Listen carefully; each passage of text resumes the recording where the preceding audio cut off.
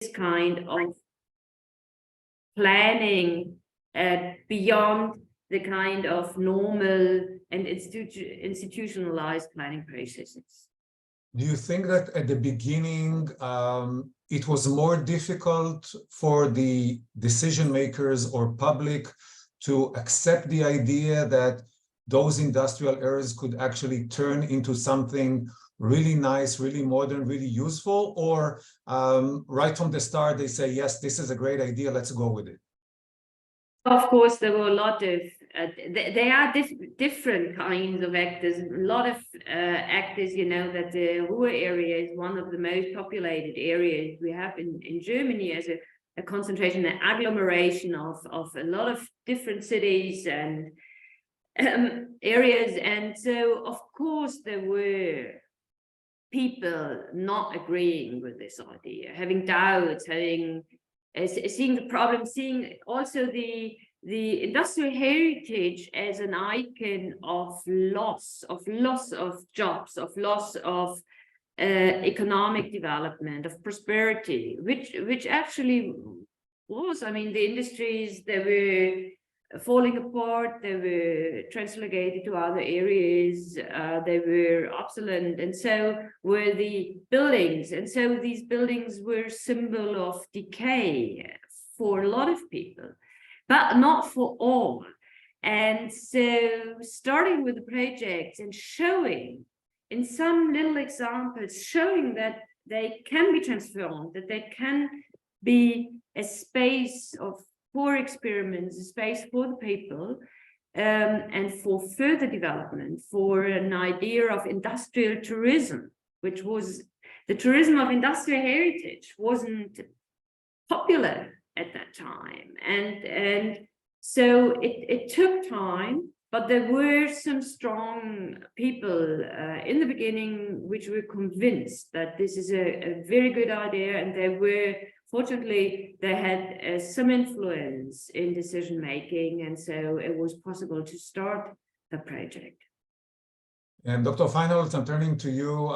We saw that very, very interesting research about the prefabricated houses in Finland and Poland, as opposed to the ones in Israel. As a person who grew up on a kibbutz and had a few of those prefabricated houses, I have to say that the thing that struck me more than anything was the difference in concept, because in Israel, they are all perceived as temporary residentials, while as we saw in Finland and Poland, they are permanent homes. So that was, I'm sure, one of the main things you found in your research.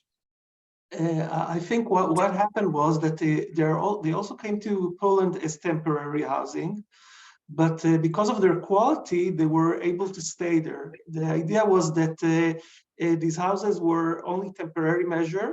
They also came in a very, in a kind of a political context, because some of them at first came because it was like a war operation that was paid from Finland to the USSR, and then the USSR sent it to Poland. But when the Finnish people did it, they were very, they had the idea that they will do it as the best they can. So they will show the Russians their force by doing the best work they can on these houses.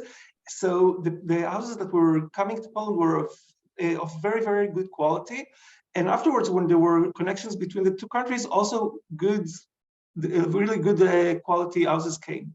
In Israel, the issue was that even if the model was all right, a lot of time the government were saying, oh, we want the Israeli government, we want this, but without the roof. We want it without the floor, because they wanted to cut costs. So a lot of time you didn't get all this detailing. And one of the things that we noticed, for example, that in the houses in Finland and in Poland, you had, for example, this area that was built out of bricks for eating and for cooking and for the chimneys. In Israel, we didn't have it. So, for example, a lot of time you had, like in the Ma'abarot, you had like fires. They had to eat it somehow, and it was by gasoline. So it was a very, very problematic model in a way, but it was like mainly because they were conceived as temporary, and they were, the idea was to replace them with something from concrete. This is like the Israeli, of course, ethos of the concrete.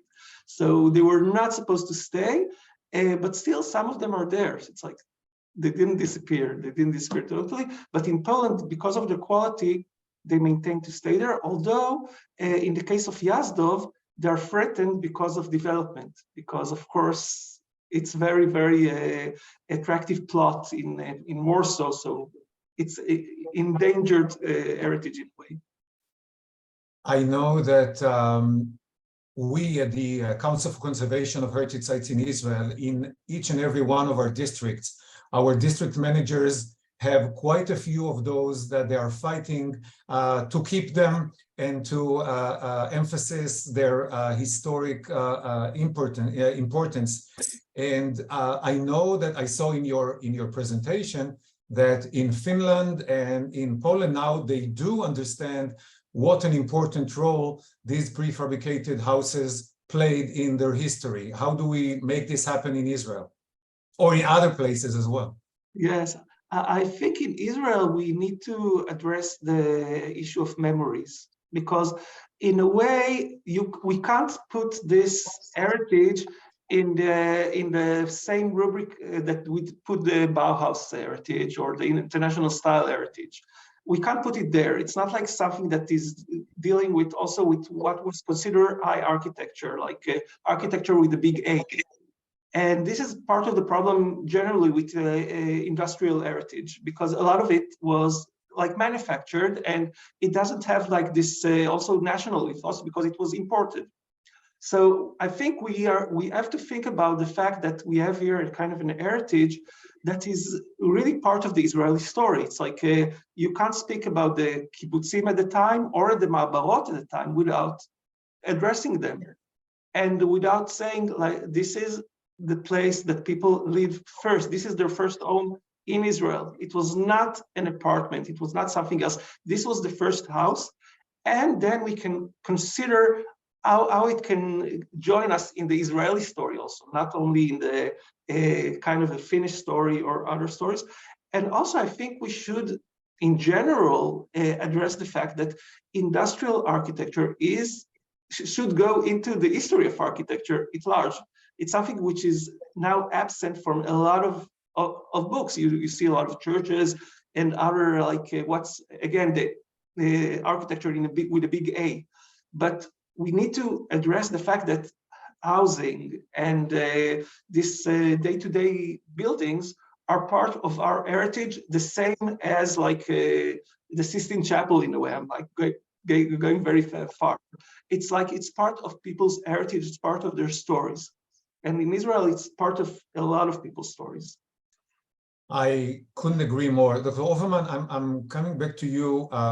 We saw in your case how a hardcore industrial area turns into a World Heritage Site eventually, and which for someone like me who does not deal with it on a daily basis looks really incredible.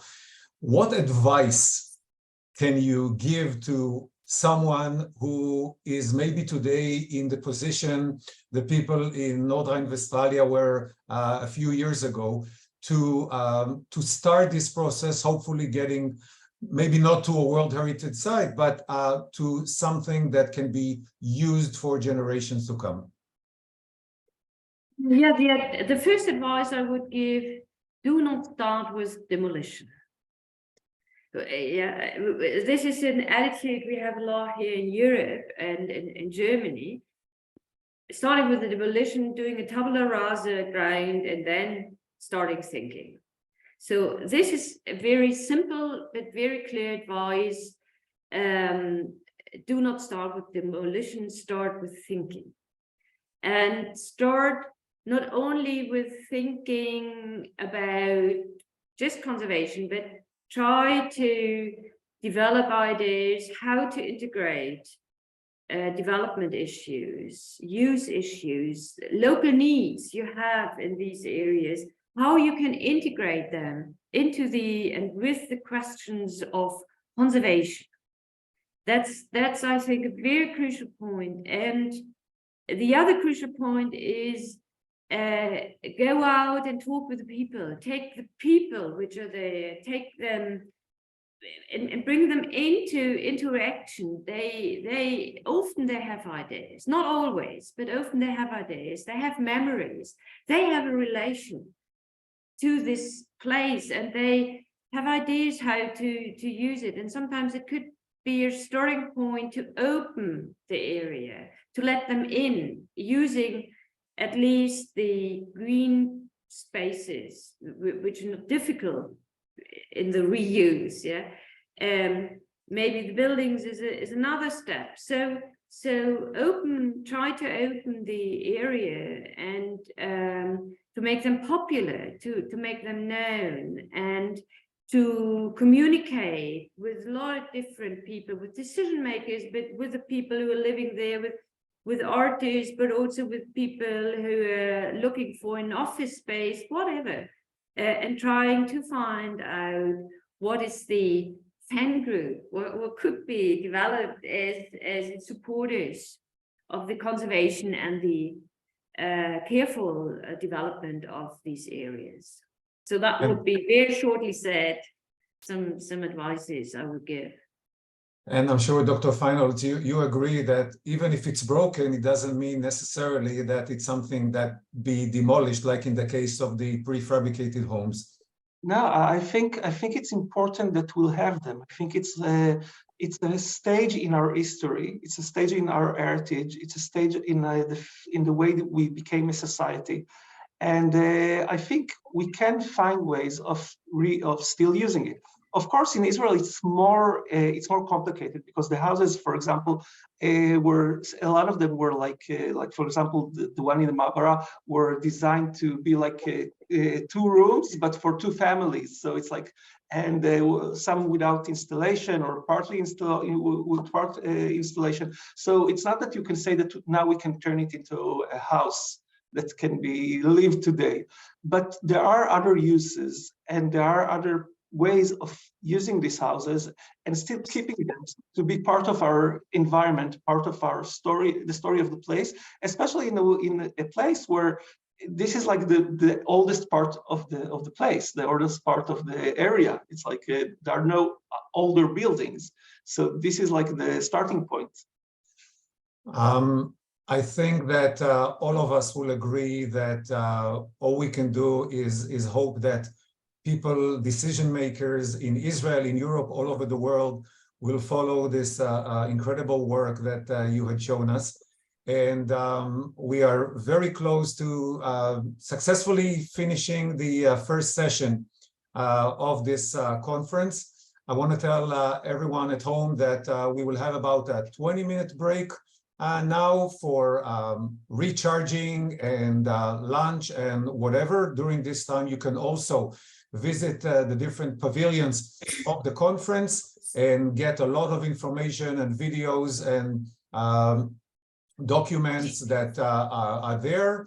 And also, let me tell you that at 12:50 Israel time, which is 11:50 Central Europe, we will have a panel at the pavilion of the Planning Administration. That panel will be in Hebrew, but will be about the renewal of industrial zones. And at 1:15 Israel, 12:15 Central Europe, at the ICOMOS pavilion, we will have a different panel about with ICOMOS and Tiki. And you, of course, you are welcome to join. All the information about the panels and the rest of the conference, if you don't have it yet, it's in the reception booth. And we will reconvene for the second session at 1:40 Israel, 12:40 Central Europe. I'm sure all of you are hungry by now. I know I am. So enjoy the break and we will see you soon. Thank you, everybody. Thank you. Thank you.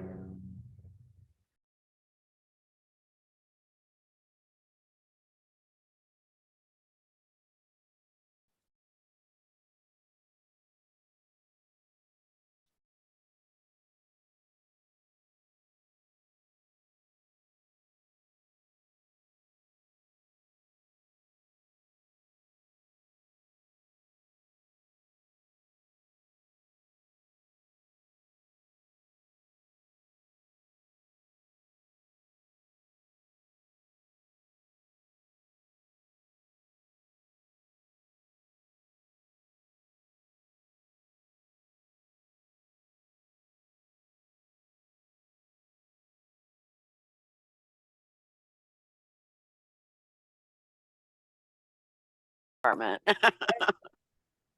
Oh, wow. Good. Gosh, you live in an apartment, industrial building? I do. I live in a warehouse. The sun is just now rising here. So you have a high ceiling. You should have a high ceiling, no? In the warehouse? Very, yeah, 12 feet at Wow. least. Yeah. Wow, wow, wow. Large columns. Yeah. So you're lucky. Then you live in a spacious place. Yeah, it's nice. I like it. I mean, it's not huge, but yeah, it's fine. And wow, that's amazing. I wish I could live in a big space. It comes with its problems. Yeah, it could be AC problem or heating problem because it's too huge. It's Yeah, too the wind- expensive. Well, and the windows, right? Like the windows get condensation in the winter, and Yeah. so. Yeah, But I you're have right. big blackout shades in my bedroom, so it's quite dark. I think, yeah, plus if you have other people with you, then you have to call them and yeah, it's yes. Yeah, So no, it's not. It's good. later. We're just waiting for Miles, and very soon we are finishing the lecture, and you will be on. Will Antonio be on? No. Ah, You okay. won't be on. I was like, do you want me to phone him? They're up an hour earlier than we are here. No. He's not. It's you, Ellie, Miles, and Burame. I think he will join us. Okay. So guys, I have many questions for all of you. I'll be mediating this panel. So be ready. Don't With worry. pleasure. And short answers. Okay. We'll do No short problem. answer. Yeah, Tamar, is Miles joining us? I wrote to him again. So Okay. when time comes, if there is not there, just start. And if he will join, he will join. Okay? There are two people, Sure. Miles and And Gulam. is Guam is Gulam. joining us? Now he's surprised on the sense that he want to. So I'm sending his email to the team. Okay? Okay. Thank So you. we have many questions for Miles, but if he's not here,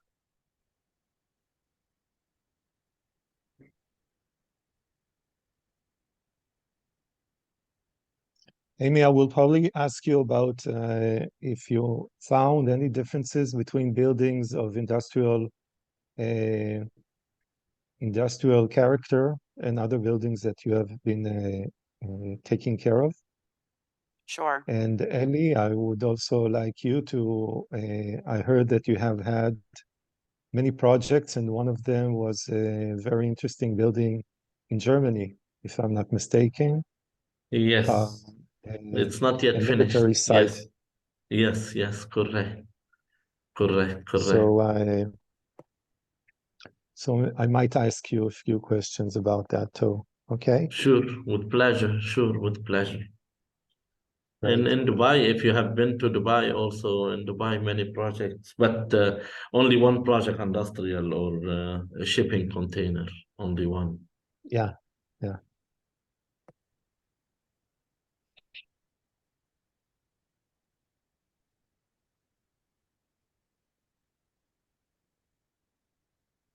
Do any of you visit Dubai or no? You Hopefully we'll be visiting soon. Yes, why not? It seems like a very interesting place. yes, So, it is. Tamar, can I start? Yes? Okay, so basically, if I understand, we are now live and everybody's with us in this very interesting, very big meeting that we are having, this conference. My name is Uri Padan. I'm a conservation architect, and I have been dealing with a few of industrial buildings here in Israel. But I wanted, first of all, to congratulate you and thank you all, because all of your lectures were really interesting and very, very informative.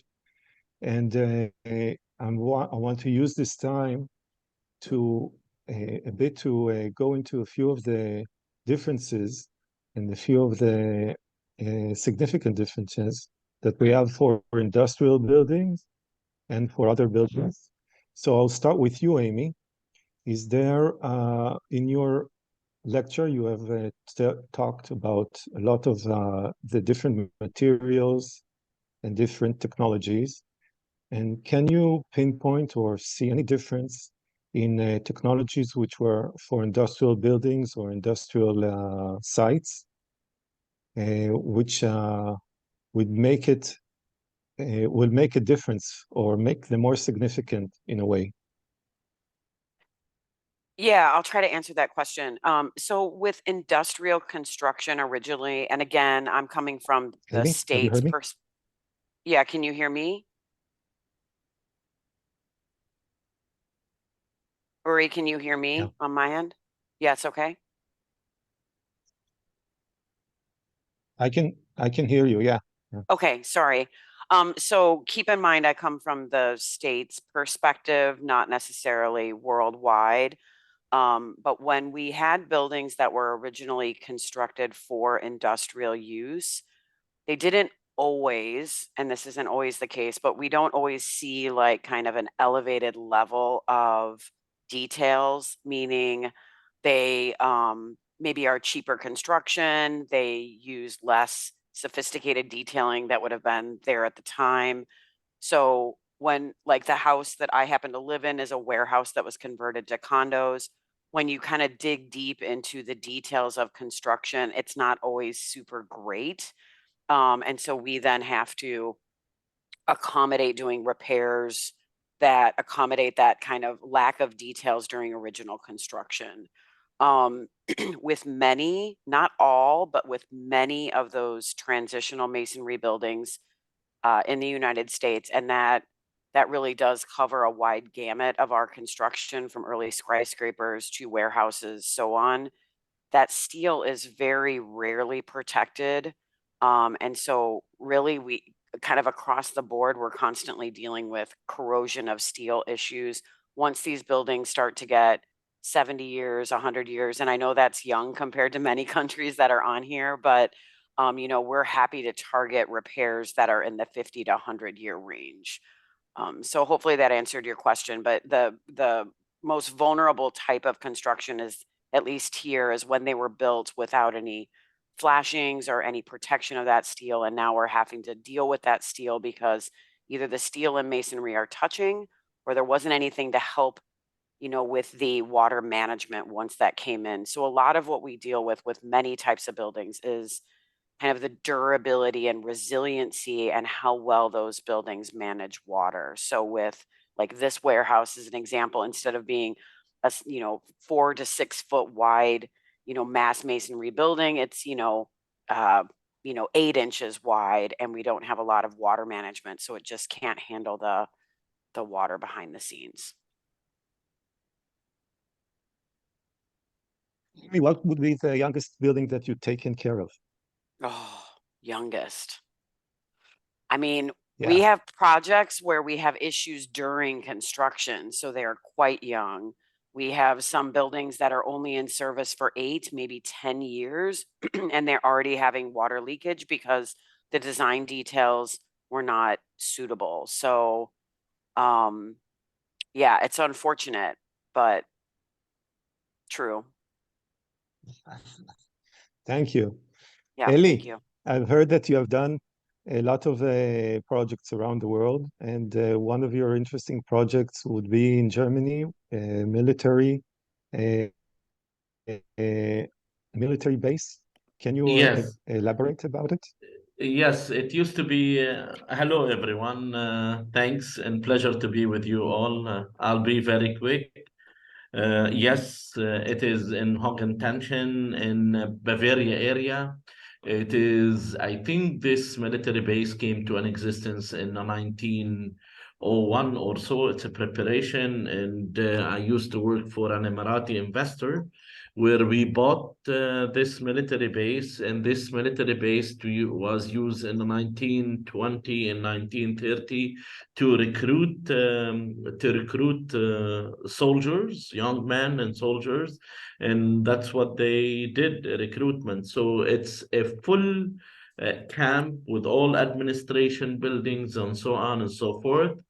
Later, Google has taken a part of it to Google, and now we are trying to convert it into a smart city. And I have managed also to find many military books. I wish I could share it with everybody if they allow me to share it. I can share it with most of you, and you can see how used to be the military book about 80 years ago or more. You know, how, if any of you knows Germany or knows German, would you allow me? Yes, I think I am. So let me show you the military book we found. We found a box of military work, not only one, a huge box of military work. I will show you. And I will I would send it. also like if you can tell us, is project management of industrial renovation different from other projects? Yes, yes, it is. It's not as simple, you know, with the other project, with the design and build projects and so on and so forth. They are easy and straightforward project. You take drawings, you move on. With the industrial project, no, you're dealing with an existence structure, and you have to make use of it. Because if you change a lot, it will cost you double. So yes, you have to be careful, and you have to know exactly what Amy was saying. She is absolutely correct. You don't have a detailed drawing, you don't have much of information about the project. So you have to learn of the project as you go. Where brown or where a green project is easy. Yes, for sure. And I do echo Amy of what she said. I do. These are the military book. You can see the signs. I have them physically with me at my house. I managed to bring them. I'm not sure if you know, if I'm, you know, but this is how the military book. Look at the stamps. You can see the stamps. You can see all of these stamps. You know, when they do something, they stamp it for them. And some of it in 1942, some of it 1940. One day, I hope, there is a lot in the book. I can send it so to some people for you if you want. I can share it with you. It gave me pain when I was reading these things, to be honest with you. You can see it. It Thank has, you for sharing this. most welcome. You know, they didn't know Can when you I stop was, the share? yes, when I was there and I managed to get the books, people who were with me, they didn't understand what's going on. And for me, you know, it was very much pain in me. Thank you. Thank you. Miles, I would like to take, we have been talking here about many sites, which is very interesting all around the world. But I had a feeling that we are missing a lot of discussion about the intangible conservation of heritage, as in arts and crafts and industrial knowledge. How does Tiki manage these things, or does it have any plans for this kind of conservation? Thank you, Uri. The answer to that is we have a lot of work to do on the intangible side of things, and we have managed it, or we know of examples, for example, in England, where they have been attempting to focus on the skills and knowledge associated with the intangible industrial heritage, but it's an area we need to work on. But I'd just like to say what an incredible program this morning. It's been, or this afternoon for you. It's been really inspiring, all of you. One of the slides even featured the person I share an office with, you and Hislop. You knew that, Amy, didn't you? Yeah. I didn't know you were presenting right before me, but that worked out really nicely. That's really funny. And also, Eli, I'm 30 years too old to go to Bok Park, but I've been many times, and it's outstanding, and I love the frame. But I do think what this session this morning or this afternoon has shown is the range of projects and the scales of projects. I was really impressed with the National Park Service contribution from Antonio. And one of the things he raised, which I think is an issue for many countries, is the fiscal tax regime associated with incentives to reuse industrial heritage. And so many places, even the UK, we don't get incentives for designated listed sites. There's no tax break. So basically it pays to flatten, to destroy everything. Everything goes in favor of the developer that wants to clear everything away, which is a real shame. Even where there are incentives for designated buildings, the big issue is the slightly less recognized non-designated building stock, which is enormous. And I think that most countries, if there are any policymakers out there, they should be making an effort to provide tax breaks for the adaptive reuse of non-designated, non-protected sites as well, because there's so much potential. And places like Taiwan have some really good examples of some quite unexciting industrial heritage for which has been given a new life and is brilliant. So I think that's a big, in terms of climate change, net zero, so on, that's a great opportunity. And sometimes there's a lot more flexibility if it isn't protected to do more exciting things, as long as they're not too destructive. So our industrial heritage can live again in many ways at many different scales. We've certainly seen that today. It's been wonderful. And another question about this is that, well, most of the sites that we have seen today have been abandoned for years, for some of them for decades or almost half a century.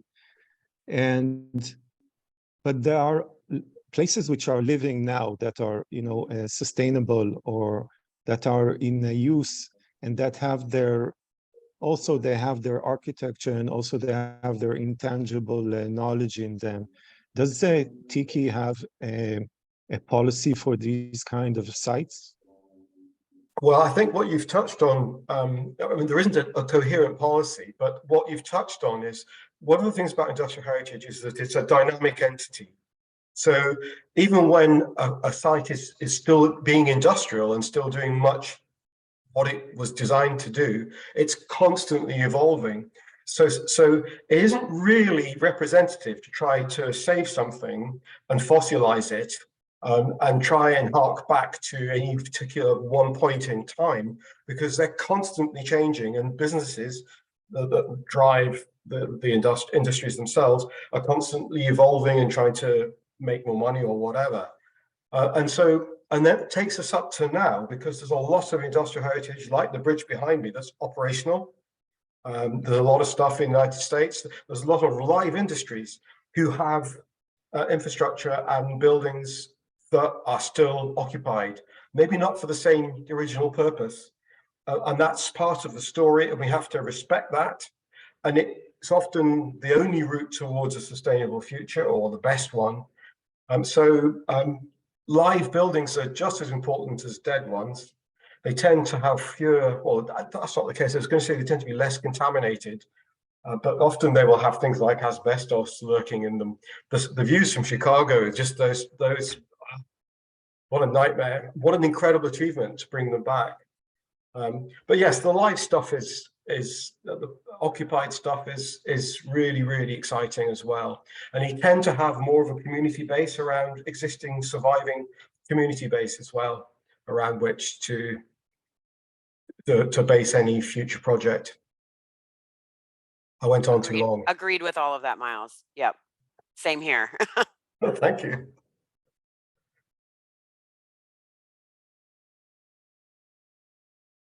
So I was very interested to see the terracotta being replaced the way it was.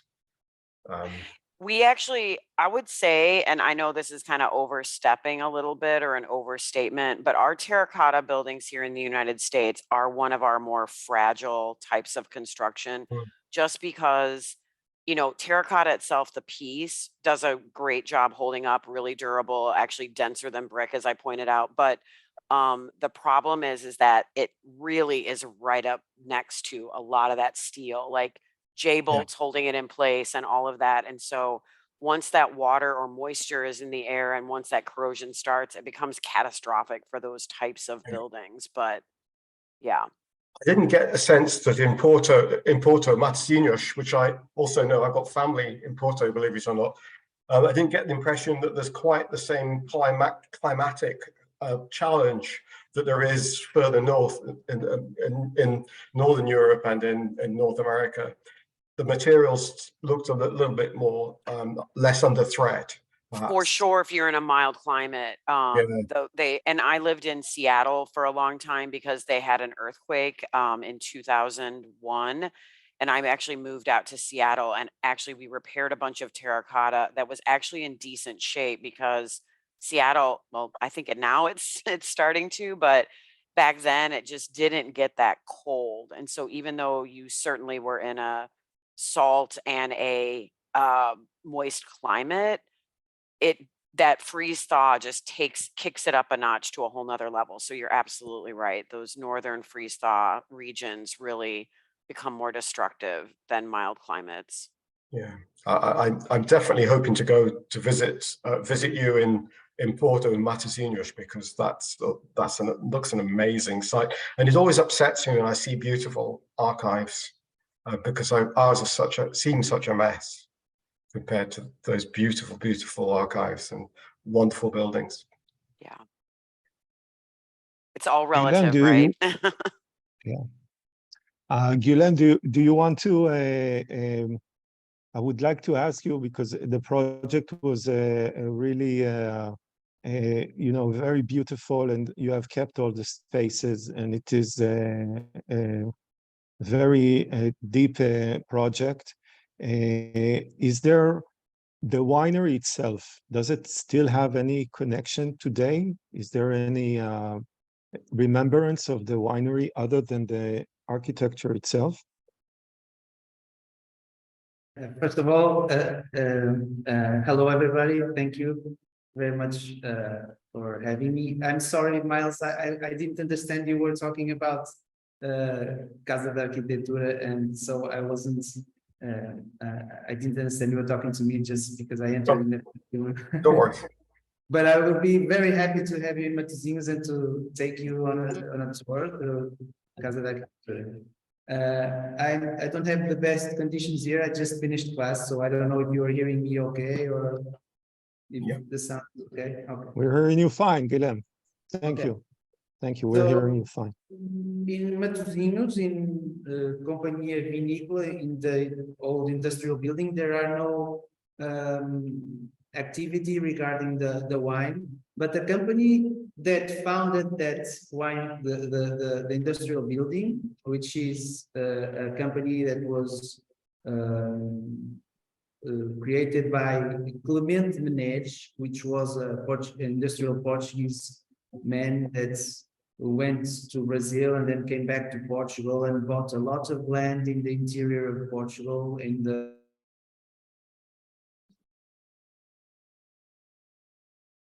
I think Guilherme, we can't hear him. No. So we don't have a lot of time left. Miles, if it's okay, is there any new directions which you can say Tiki is moving into? And also I heard a very interesting from your lecture before, you know, you were talking about the origin of Tiki. So I think not all of the crowd has heard about it. I think it's an opportunity for everybody to hear. Where did you stop hearing me? When did you stop hearing me? When you talked about the industrial company that went back from Brazil to Porto. Okay, and So, so but- he came back to Portugal, then he bought a lot of lands in the interior of Portugal, and he created his company in the first harbor in Porto, which was in Ribeira, which is a World Heritage Site. I'm sure Miles knows Ribeira in Porto, and near where we have all the old bridges and that's where the company started. So the wine came from the Douro, high levels of the Douro River, and it was stored there. Guilherme, Yeah, Guilherme, I'm sorry. Thank you very much. I'm sorry that I have to interrupt because in a minute they will interrupt us and cut us off to move us to the next broadcast. So I want to Okay. thank all of you. It was inspiring, interesting, and beautiful to hear from material to project management through the Tiki itself and its organization, and to a project, a beautiful project in Portugal. Thank you all, and we Thank you. will be in touch. thank you. Thank you for sharing, Yuri.